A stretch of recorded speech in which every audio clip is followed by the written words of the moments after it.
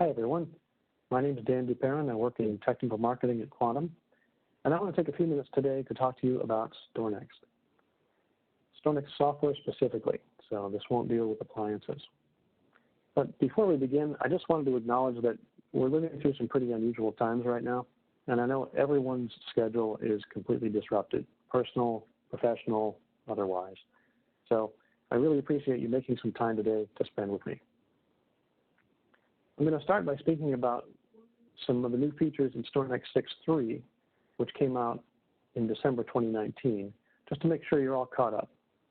And then I'll review the highlights of 6.4, which just went GA yesterday, so that's available now. And then I'll give you a preview of one of the key features coming in StorNext 7. And as a bonus with that, you'll get a peek at our new GUI. So make sure you stay to the end for that. Okay, starting with 6.3. You know, 6.2 was an absolutely ridiculously enormous release for us. It had tons of features, and lots of those were related to cloud. And I think that's a theme you're going to see in every StorNext release. There will be a little bit more with object storage and cloud.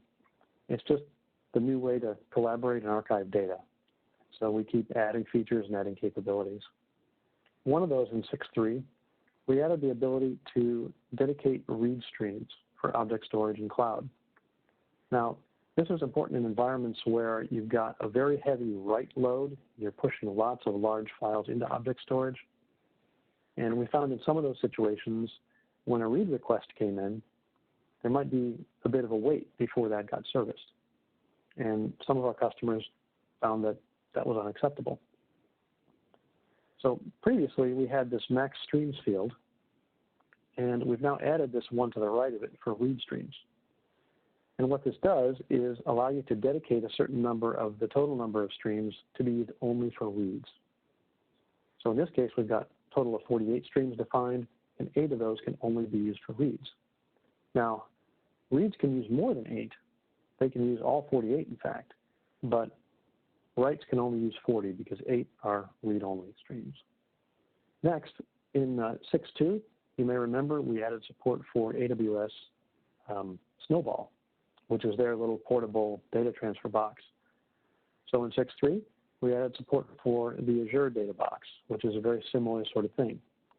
You go into your Microsoft Cloud account, you order this box, it shows up on your doorstep, and you plug it into your network, and it looks like an object store. You configure StorNext to write to that object store, write your data into it, unplug it, and send it back.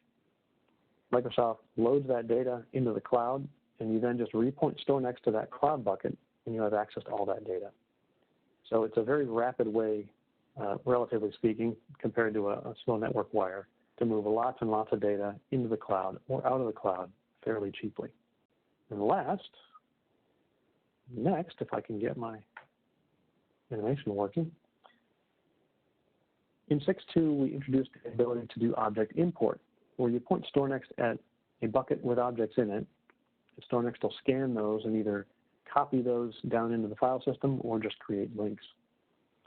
Well, applications today that write to the cloud, some of them create really huge object IDs because they're essentially embedding metadata in that object ID, things like the path and file name. So in 6.3, we've increased the maximum object ID size for imports to 1,024 characters. One of our most popular features in the last few releases has been the offline file manager. Now, we originally released this for the Mac, and then in 6.2, we released a version for Windows. This is a plugin for Mac Finder and for Windows Explorer, and what it does is give the end user visibility into where their files reside in the StorNext architecture. So in previous versions, you had basically a red X or a green check mark. You could see if your files were online or offline. Well, in 6.3 now, we've upgraded those icon overlays to provide a lot more information. The color coding is still the same. So if that icon overlay is red, it means the file is truncated. So the data blocks are no longer on primary storage, and they only exist on secondary storage. If the icon overlay is green, it means the file is protected on secondary storage, but the data blocks still exist on primary storage, which means you can get to them faster.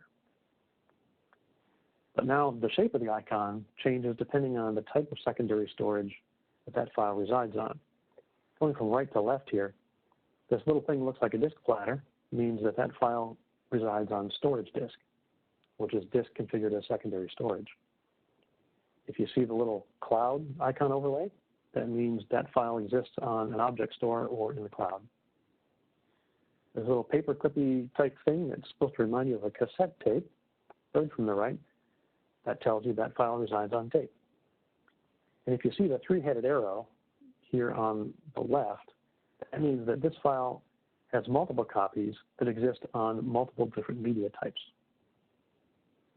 So now at a glance, you can see not only is the file offline or online, but you can see what tier of storage it's on and have a really quick visual indication of how long it might take to get at that file.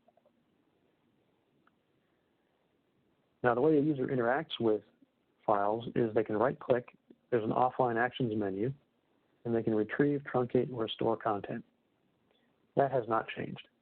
However, there's another menu that's down in the bottom right of the window. It's a little blue Q, and we've added two things to that menu. So first of all, we've added the ability to open the log file. Sometimes you may do an action on a file like storing it or retrieving it, and something happens with the network, etc. That action fails. Well, now you can quickly go to the log, pop it open, and get some information about what happened.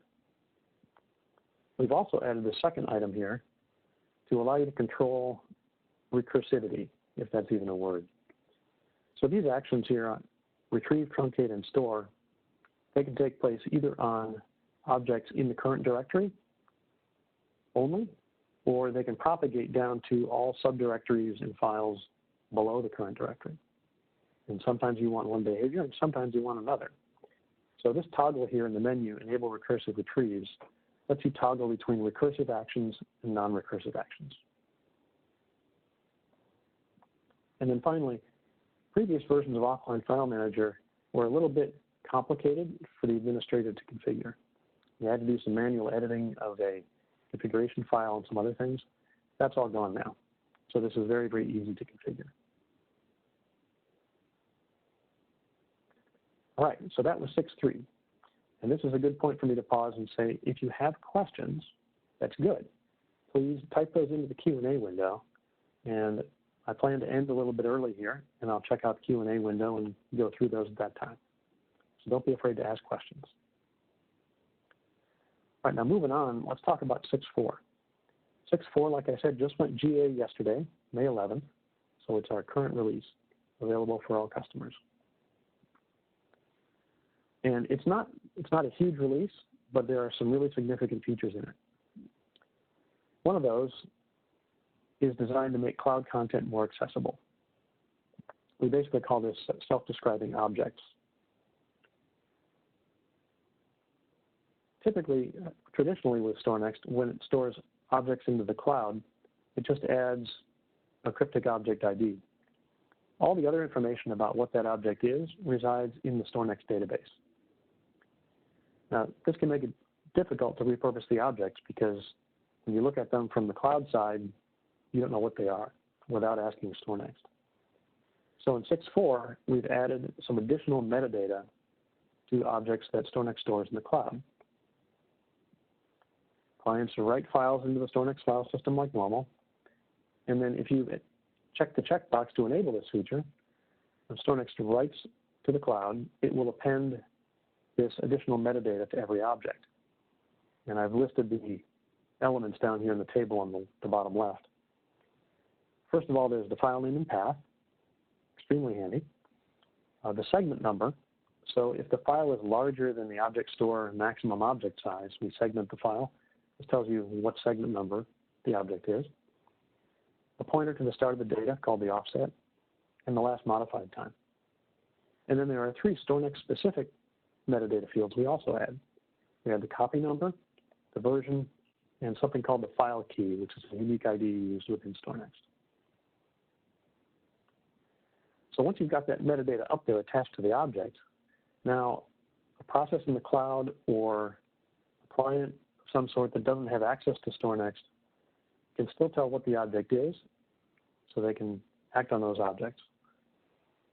We think that this will open up a lot more interesting use cases for cloud workflows because the data isn't orphaned in the cloud. It also has some benefits for DR. If something happens and you lose connectivity to your StorNext system, or heaven forbid your site goes away and you lose your StorNext system, now your objects in the cloud are much more accessible.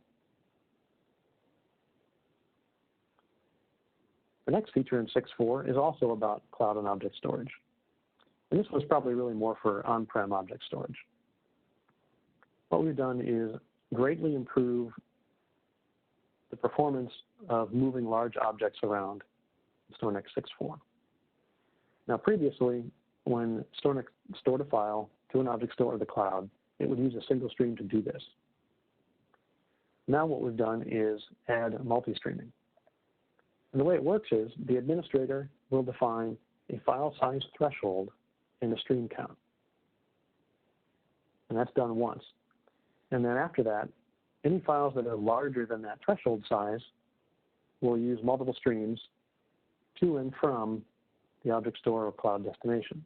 So this works in both directions. Files that are smaller than the threshold size will continue to just use a single stream. And the nice thing about this is it works with any object store system or cloud that supports multi-streaming. And as far as I know, that's maybe not quite all of them, but it's just about all of them. In some testing we've done, there are benefits from 5x to 7x improvement versus single streaming when you're using multi-streaming. So there's a real benefit here, especially if you've got an object store that maybe isn't so fast with single streams. There's a pile of, I don't want to say lesser, but smaller features in 6.4 as well. So I want to run through some of those a little more quickly. First one here we call dynamic library pooling. This is really designed for customers with very large tape archives, so tens of petabytes in size, for example. And some customers in those environments don't want to use a big monolithic library like an i6K. They want to use an array of smaller libraries and have StorNext evenly spread the files across multiple libraries. For example, maybe 5, 6, or even 10 i6s. There are several advantages to doing this. One is availability. If a library has to be taken offline for some reason, if it's only one of 10, then you still have access to 90% of your data. It can also improve performance if you've got a very active environment and you're limited by robotic performance. That's less common. So again, this is for very large archives. StorNext could always spread data across multiple libraries. So if you're thinking to yourself, that isn't new, you're right. The difference here is that traditionally StorNext would or will attempt to minimize the number of tape mounts because those introduce wear and they introduce delays. And StorNext will also attempt to minimize the size of the media pool, so use as few tapes as possible. With this feature, it sort of turns that on its head, and it evenly spreads files across the libraries that you define. Next feature we've added is another cloud feature. So Amazon keeps changing and adding new services, and there are two called Glacier Deep Archive now and Glacier Deep Archive Bulk. So in 6.4, StorNext supports both of those. This Glacier Deep Archive, it's a tier that's cheaper than Glacier, but the SLA is 12 hours. So it can be half a day before you get your data back. With Glacier Deep Archive Bulk, it's even cheaper than Glacier Deep Archive, but the SLA is 48 hours. So it's good when you need to move a lot of stuff back and you can plan ahead. It can take a few days. With every release, we keep improving our ability to maintain coherency and lock state, things like that, across both presentations like NAS and StorNext clients, as well as different operating systems like Mac, Windows, and Linux. So in 6.4, we've now linked up SMB mandatory locks so that an SMB client that's using mandatory locks can share that lock data with a regular StorNext client, and the two will respect each other's locks. So That's particularly important for duet workflows, but it's also useful elsewhere. So just another incremental improvement to our coherency. And then connect is always changing. So there were tons of usability and performance improvements in 6.4, and one notable accomplishment is that all customer-reported bugs in Connect have been squashed in 6.4. So all of them. So you guys need to go back to work and find some more bugs for us to fix. We still have a few that we found internally that we're working on, but everything the customers reported, that's all been taken care of. So congratulations there to the Connect team. Okay, here's the big finale. StorNext 7, this is coming out later this year. I'm going to just roughly say fall time frame. We're still working hard on this one. And one of the main features in it is called file system pools. So I'll tell you a little bit about how that works. And in the process, you're going to see a preview of the new StorNext GUI, which is also one of the big headlines in StorNext 7. Now, you should know that if you get really excited about this feature, it's actually available right now as what we call a limited feature release. So it's been through some testing with customers. It's production ready as far as we're concerned, but we're not going to make it generally available until fall, just to get some more runtime on it. But if you want to get your hands on it, talk to your Quantum rep about the Pools limited feature release. All right, so what is this thing? Pools essentially allows you to create different tiers of storage within your file system, different tiers of primary storage. So this is not a storage manager thing. This is all within the file system. For example, you may buy some of our nice, fast, new F-Series NVMe storage. But NVMe is fantastic, and it's super fast. Unfortunately, it's a little on the expensive side. So you probably won't be able to convert all your storage to NVMe. So you make your new NVMe storage a pool. And then you take some of your SSD or hard drive storage and make that another pool. Well, now based on policies and rules, you can move files back and forth between those two pools. And this happens behind the scenes transparently. Essentially, all that changes is the performance characteristics of the files. If you think traditionally about StorNext, how file systems are built, you start with some LUNs on the storage, and out of those LUNs you build stripe groups. And then a file system is a collection of stripe groups. Well, here's where pools fits in. You still have LUNs, you still build stripe groups on top of those LUNs, and then a pool consists of one or more stripe groups. And a file system now consists of one or more pools. So that's how it fits in the hierarchy. You can move data up, down, and sideways. You can have up to 256 pools, although I don't know why anyone would need that many. And although this is really perfect for NVMe, you can use it with any type of block storage. So if you have a tier of high-performance disk and a tier of cheap and deep disk, you can use it with that. It's entirely up to you. And it also does integrate with Storage Manager, although it's not dependent on Storage Manager. Let me show you some GUI screenshots so you can see how this is laid out.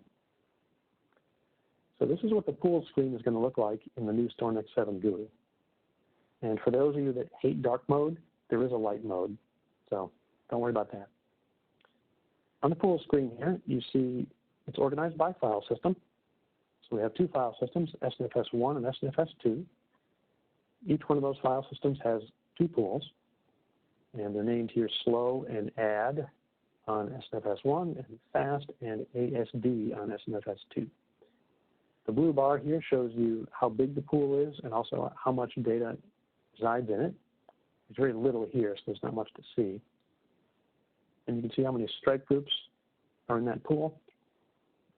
And you can take actions like deleting that pool, etc. That's also up here you can filter by file system. So this is how you see your pools once you've created them.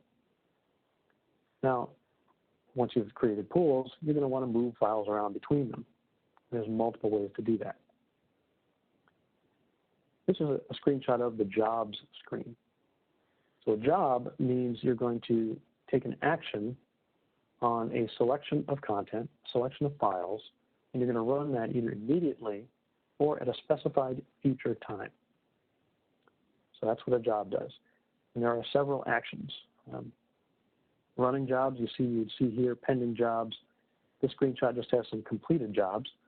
You see when it ran, who submitted it, what the action was, the name of the target pool, the file system involved, and then status and any errors.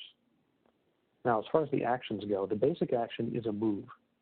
And that just means you're going to take the file and you're going to move it from one tier to another. So only one copy of this file exists. It's just changing the tier that it lives on. So you might move a file from your disk tier up to your NVMe tier when you need to work on it at high speed. Now, if you change that file and you need to move it back to your slow tier, then you'll do another move, and that file gets moved back. All those data blocks have to move. So there's another option. There's an option to promote and demote, which is a little bit different from a move.